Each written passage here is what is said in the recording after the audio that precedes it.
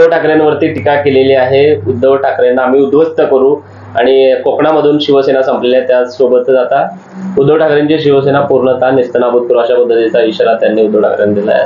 काय आपलं मत? हे रामदास कदम, अरे भले भले शिवसेनेला संपवणारे स्वप्न बघून गुल झाले, तू की झाड की पत्ती है।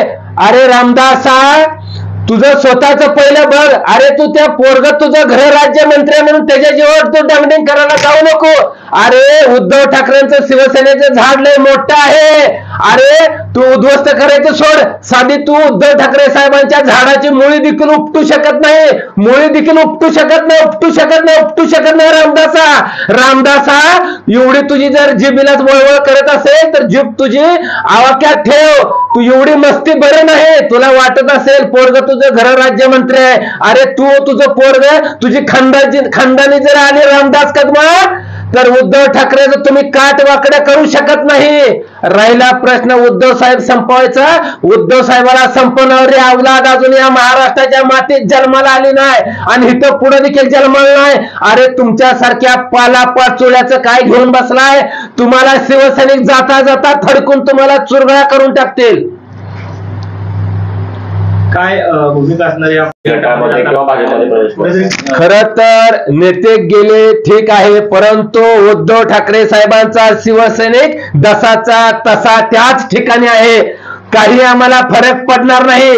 तुम्हाला घोडा आणि मैदान कळेल फक्त या लोकांनी एकदा ईव्हीएम मशीन बाजूला सारून एकदा बॅलेट पेपरवर मतदान घेऊन बघा, मग यांचं डिपॉझिट देखील शिल्लक राहणार नाही। मग शिवसेना कुठं आहे आणि कुणाची आहे तुम्हाला समजेल। लोकसभा आणि विधानसभेला जे चित्र समोर आलेलं आहे त्यामध्ये उद्धव ठाकरेंच्या बहुतांश जागा त्या ठिकाणी संपतानाचं चित्र दिसत आहे। काही संपविंपत काय नाही, मुळामध्ये यांनी या शिंदे गटाने भाजपाने ईव्हीएम मशीन सेटिंग केलेल्या होत्या म्हणून ती निवडून आलेल्या आहेत। त्यांच्यात जर दम असेल ना, त्यांना जर स्वतःवर विश्वास असेल ना, तर तुम्ही ईव्हीएम मशीन बाजूला सारा आणि मतदान घेऊन दावा।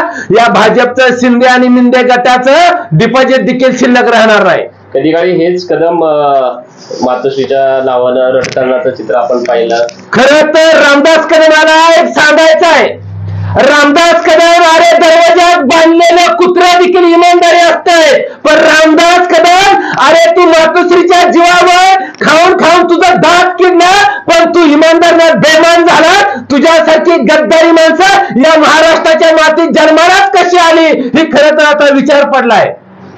नाही, शिवसेना वेगळी होण्याच्या अगोदर त्यांचा तो सीन आपण बघितलेला आहे की कशा पद्धतीने रामदास कदम खरंच म्हणजे वेगळ्या भाषेत सांगावा, धड मर्द पण नाही धड ना मर्द पण नाही, अशातली ती क्वालिटी आहे। रामदास कदम, तुम्ही नुसत्या टाळ्या वाजवून झेंडू बाम लावून पुसायचं काम करा। मर्द जे असतो ना, मर्द अशा पद्धतीने बोलत नाही, मर्द खाल्लेल्या अन्नाला जागत असतो, मर्द बेमान होत नाही। कारण बेमान जी होती ती ना मर्दाची अवलाद होत असते। मर्द कधीच असा धोका देत नाही, मर्द कधी गद्दारी करत नाही।